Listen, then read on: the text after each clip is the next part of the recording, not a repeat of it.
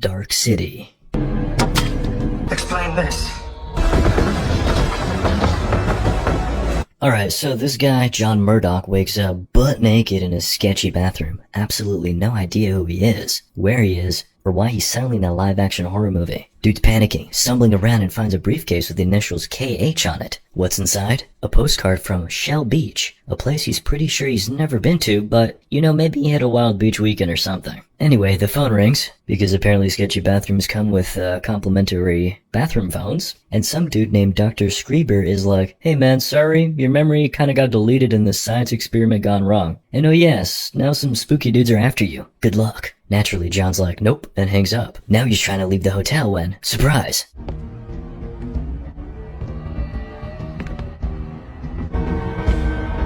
John's like, "Okay, this day just keeps getting better," and hightails it out of there. As he's sprinting, he notices 3 ridiculously tall pale guys, looking like they're on their way to audition for the next goth fashion show. He hits the lobby, and guess what? Everyone's taking an unexpected power nap. People in the elevator, out cold. It's like the whole hotel collectively decided to hit the snooze button. Then boom.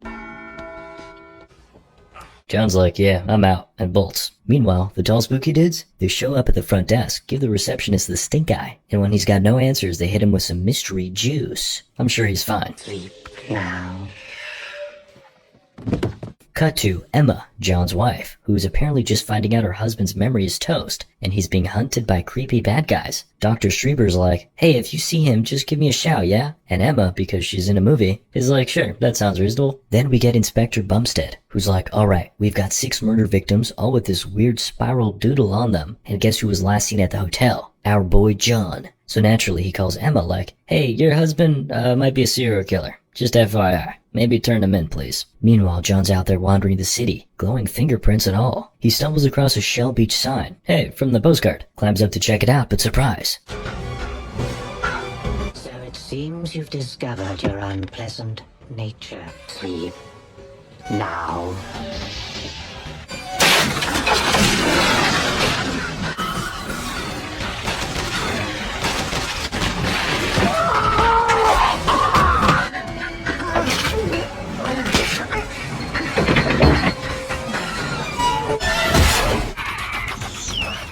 Cut to the Stranger's underground lair where they're all losing it because apparently John has superpowers now, and that was not part of the plan. Alright, so it turns out John Murdoch was part of this whack experiment called imprinting, but thanks to his unexpected superpowers, he managed to piece out of there. Don't get it? Me neither. Now the creepy goth gang, aka the Strangers, want him back. Meanwhile, Emma gets home from the police station probably hoping for a nap, but instead finds John chilling there like, "Hey, I live here, right?" He doesn't remember her, but at least his business card had the address, so points for that. Emma's like, "Where have you been for 3 weeks?" And John's like, yeah, about that. I didn't even know my name until I checked my wallet." Things get worse when she tells him he's a suspect in the murder of 6 women. Cue John freaking out and bolting again. Cut to midnight and the Strangers are having their creepy underground meeting. Dr. Schreiber, our favorite mad scientist, is there too, running the sciencey stuff. The leader of the Strangers, Mr. Book, pops up and just says, "Shut it down," like he's closing a shop for the night. But suddenly the whole city goes into sleep mode.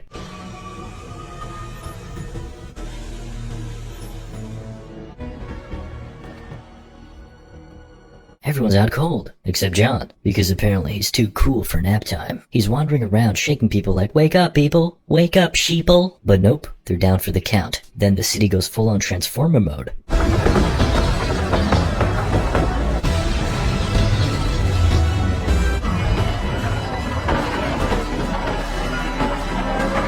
Meanwhile, the Strangers and Dr. Schreiber are out there doing their thing, tuning the city as they call it. They're injecting people with syringes, wiping their memories, and basically handing out new identities like it's no big deal. One minute you're a doctor, next thing you know, bam, you're a serial killer. After their creepy memory rewrite session, the Strangers refocus on their John Murdoch problem. Dr. Schreiber's cooked up a special syringe filled with John's subconscious memories, and they need a volunteer to use it. Mr. Hand steps up like, "I'll do it." It's always the weird guy volunteering for the sketchy stuff, but to be fair, they're all weird. He gets injected, convulses for a bit, and boom, he's got all of John's memories now, which they'll use to help track him down. Next scene, John's out there on the subway still hunting for Shell Beach. He asks around, but apparently everyone's forgotten the place even exists. Suspicious. Then he looks at the trusty postcard again and notices the name Carl Harris on it, the same initials from the suitcase. Coincidence? Probably not. John tracks down Carl's place, and the old guy starts reminiscing about John's childhood like it's a sweet trip down memory lane. John, predictably, has zero recollection of any of it, and then gets curious, asking Carl the million-dollar question, why is it always night here? Well, that's because the movie is called Dark City. Carl gives him the classic old man brush-off like,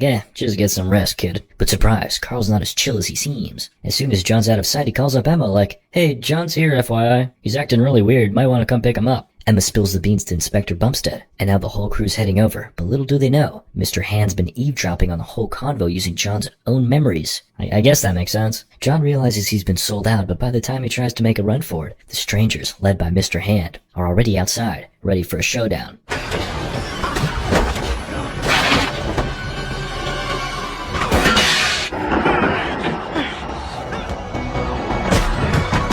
So Murdoch somehow manages to make a break for it, gets out onto the streets, but plot twist, the goth squad surrounds him again, and not the big-tittied kind. No goth girls here, unfortunately, they're all just bald guys. Just as they're about to bag him, Emma and Inspector Bumstead pull up in their car like some action movie heroes and swoop him away. Cut to the police station where Bumstead is grilling Murdoch like he's sure he's the guy behind all the murders. But Murdoch's had enough and flips the script. He's like, hey, do you even remember how to get to Shell Beach? Bumstead's like, of course I do. Do I? Turns out no one seems to remember the directions. Then Murdoch drops the bigger bomb. Why is it always night here? And why does no one remember the daytime? Bumstead's mind is starting to melt, and Murdoch just casually levitates a book to prove his point. Because why not add some magic to the existential crisis? Before Bumstead can process that, Mr. Hand and his creepy pals crash the station, putting all the officers to sleep, like flipping an off switch. They head to the cell to grab Murdoch, but surprise! He's already Houdini'd his way out. Next thing you know, Murdoch tracks down Dr. Screever at a sketchy bathhouse. Because of course. And he's ready for answers. He's like, Doc, what's the deal with this city? Why are these creepy dudes chasing me? Screever, surprisingly chill, spills the tea. They're all part of some massive experiment. Just as things are getting juicy, Bumstead shows up, flips the script, and takes control of Screever. Plot twist, Bumstead is on Team Murdoch now. Turns out he was the one who let Murdoch out of his cell because he's as tired of the weirdness as anyone else, and wants some answers himself. So they force Screever to take them to Shell Beach. They hop in a car and set off, but Screever's all doom and gloom, constantly saying the trip's pointless. Sure enough, they hit a dead end, literally. The bridge to Shell Beach? Gone. Poof. So they're like, alright, boat it is. While cruising on the boat, Screever finally drops the full truth bomb. The strangers? Yeah, they're actually aliens. They showed up on Earth after nearly going extinct and decided, hey, humans are thriving, let's be like them. Only problem? The strangers have no souls. Yep, these aliens are out here trying to figure out the whole secret sauce of being human. So they built this entire fake city, kidnapped a bunch of humans from all over, and every night at midnight, they hit the reset button. Swap out everyone's memories like they're switching TV channels, and watch what happens. The goal? Figure out how the human soul works so they can save their own race. No, it doesn't make sense, and this really is the best explanation, I'm sorry. Screever adds that he's the best psychologist around, which is why the strangers don't wipe his memory every night. They need him to keep the experiment running smoothly. Murdoch's like, okay, but seriously, why is it always night? And Dr. Screever's all, well, the strangers are basically vampires. They're terrified of light, so they made sure it's always dark. Okay, sure, why not? Anyway, they finally get to Shell Beach, except plot twist, it's just a cheap poster slapped on a wall. Murdoch and Inspector Bumstead? Not having it.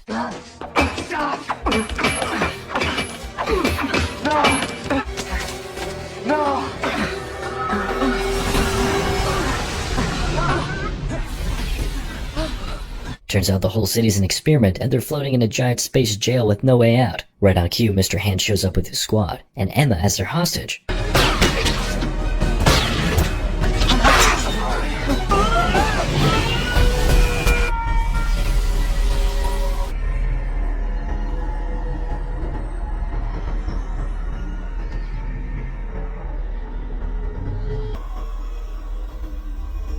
Meanwhile, Mr. Hand's like, alright Murdoch, game over, and they nab him. Fast forward, Murdoch's tied to a chair, surrounded by the creepy alien mob who are all chanting for his demise. But Mr. Book, the head stranger, has bigger plans. He orders Dr. Screever to inject Murdoch with a special imprint that will basically let the strangers take over his soul. Don't ask questions on how that works, just go along with it. Screever's sweating bullets but pulls a fast one. He switches the syringe and injects Murdoch with all his original memories instead. Well, in fact, these memories are a little bit altered as you're about to find out. Cue the memory montage. Murdoch suddenly remembers everything, including that he really was born in Shell Beach. Now with all his memories unlocked, he's stronger than ever. In one flashback, Dr. Screever's in there, giving him a pep talk. Like, hey, you have all these powers, bro, and you gotta defeat these aliens and take over the city. You see, Dr. Screever implanted himself in various memories, so that Murdoch could quickly learn how to use the power and turn it on the aliens.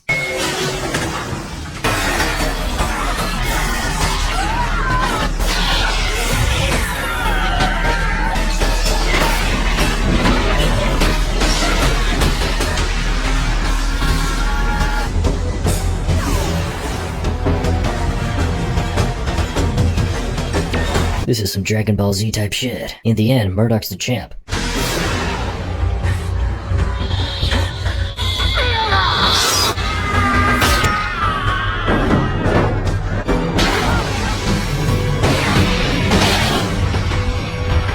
After the dust settles, Murdoch's like, hey, what about Emma? But Schreiber drops the bad news. Emma's memories have been wiped in the last tuning session, so she has no clue who he is. Murdoch's devastated, but he's not giving up just yet. With his new godlike powers, he decides to rewrite everything.